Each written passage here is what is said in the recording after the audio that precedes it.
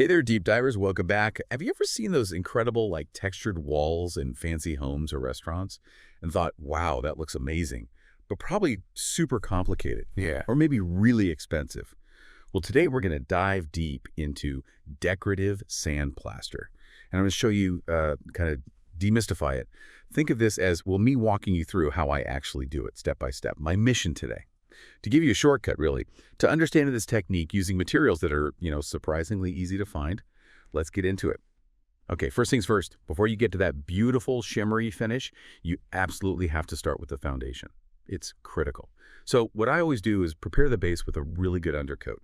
For this specific sandplaster look, I use a material called Beton Contact. Basically, it's a concrete contact primer. It sets you up for success. Now, the type of Beton Contact I pick is important. I learned to go for one where the sand particles, the fraction, isn't too large. You want it finer. And here's a big one. I never ever dilute it with water. Never. Why? Well, I found out the hard way. If you dilute it, the sand just settles right down to the bottom. You end up stirring it constantly. It's just a hassle. But this stuff, straight out of the tub, original consistency, works perfectly for me. And it's interesting how that choice of primer really does set the stage. It's not just about making it stick, right? It affects how the plaster itself behaves later on. Exactly. And not diluting it, like you said, that's really key for keeping that sand suspended, so you get a consistent texture when you apply it. Yeah, absolutely. And this primer, I've seen it used for all sorts of things. Other decorative plasters, sure, but also prepping for floor screeds, even self-leveling floors. It's pretty versatile stuff. It really is. That versatility speaks to how well it bonds. Okay, so foundation's prepped. Now for the really fun part, actually creating the design. For this technique, the look I'm usually going for is kind of like an explosion or maybe fireworks, something radiating outwards. So what I do is I just lightly mark out a rough circle on the wall with my brush. Doesn't have to be perfect. It's just a guide, Gives me a starting point. Now, here's where you really need to pay attention. This material, especially the primer itself, it dries incredibly fast, like really fast. That's a crucial point. So the trick I've learned is to apply it in really small portions, just a little bit on the brush at a time. This gives me control. I can shape it before it sets up on me. And here's maybe the most important tip I can give you. Use a dry brush. Totally dry. Counterintuitive for some, maybe? It sounds weird, right? But if your brush is wet, it actually grabs the material and makes it clump up. You can't spread it nicely. But a dry brush, it lets you stretch the material out, spread those sand particles without dragging or clumping. You can play around with different brushes too. Sometimes I use soft bristles for a lighter look, other times stiffer bristles for more texture. Depends on the effect I want. Now, I gotta be honest with you. This part, it can get a little messy. Okay, maybe really messy sometimes. Yeah, sand has a way of traveling. It does. So you absolutely need to protect your work area. I mean it. Lay down plastic sheeting, cardboard, whatever you've got on the floor.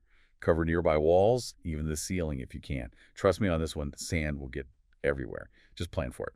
Makes cleanup way easier. So the process is like this. I put on a small amount, shape my pattern in that little area, then I might go back, add just a tiny bit more here or there if needed, stretch it, shape it some more. It's kind of iterative, building it up slowly lets you create that really nice, intricate design. And this touches on something really beneficial about this specific material, this Beton Contact. Why is it so forgiving when it comes to shrinkage?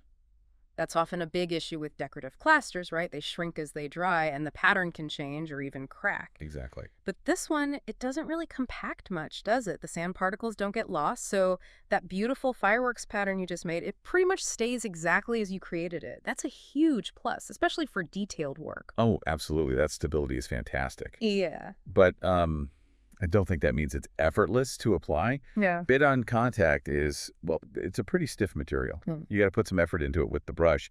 You're physically moving those sand particles around, creating the direction, the flow you want. It takes a bit of muscle. Yeah. Believe me, you do not want this stuff to dry on you before you're finished shaping that section. Right. Because once it hardens, oh man, it is incredibly tough to get off.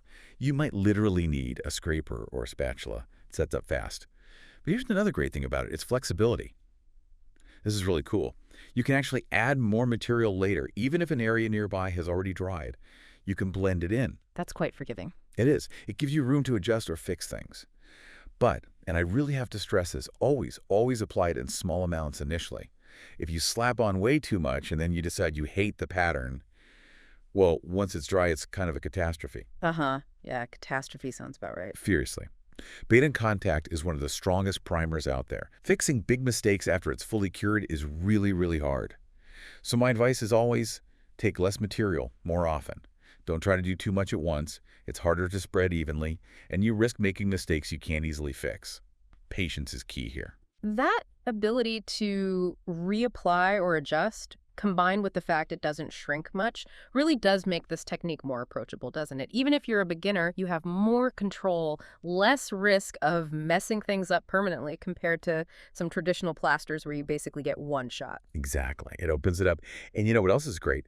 The color possibilities. This Beton Contact, you can tint it easily, which is awesome.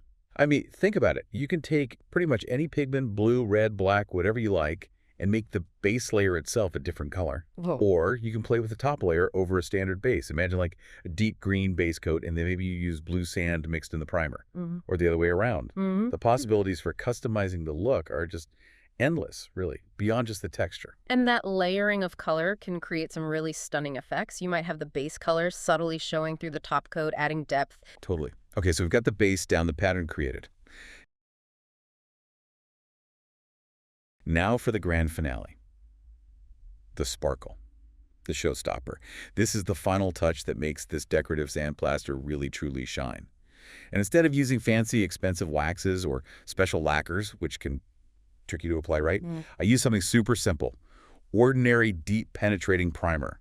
The kind you get at any hardware store. Yeah. Cheap and effective. Simple, but it works. It really does. So here's the magic mix I use. I take about, say, 150 to 200 grams of that deep penetrating primer, and then I mix it with a standard 100-gram can of silver metallic paint, like the kind you'd use for crafts or small projects.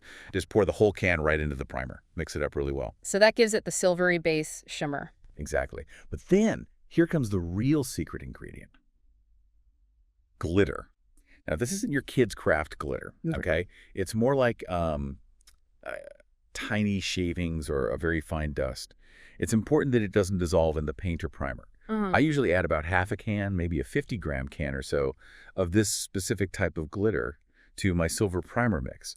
And this whole batch, by the way, the primer, the silver paint, the glitter, that's usually enough to cover about 2.5, maybe 3 square meters, so roughly 25, 30 square feet. Right. Gives you an idea for planning. Right.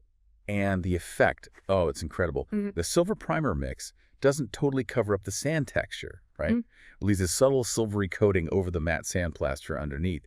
It highlights the texture. And then those little glitter particles, they just start to shimmer and sparkle like crazy. They catch the light beautifully. It's breathtaking. It's really clever using such common materials, basic primer, metallic paint, that specific glitter to get that high-end, really dynamic finish.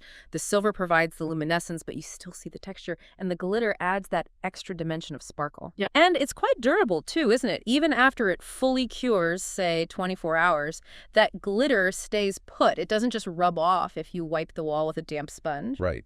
It holds up surprisingly well. Which means you can get a finish that honestly rivals or maybe even surpasses some traditional pearlescent plasters in terms of visual interest and how it plays with light. Absolutely. It's got this unique depth.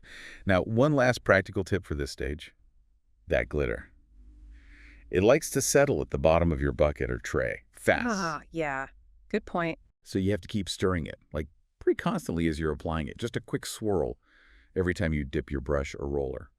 Otherwise, you get patches with lots of sparkle and patches with almost none. Keep it mixed, keep it consistent. So there you have it. That's my walkthrough, my kind of master guide to creating this really stunning decorative sandplaster. I personally think it's an awesome technique. You get such an impressive high-end look from, let's face it, pretty simple materials and knowing how to use them. So what does all this mean for your next project? Well, it means you absolutely can transform a plain wall or surface into something extraordinary. And you don't have to break the bank or hunt down super specialized, expensive stuff to do it. The real beauty here is how accessible it is and the huge visual impact you can get just by being a little clever with your materials and technique. It really underscores that great design isn't always about the most expensive option. Not at all. Sometimes it's just about seeing the potential in everyday materials and understanding why they work the way they do. So if you found this deep dive helpful, maybe got inspired, do me a favor.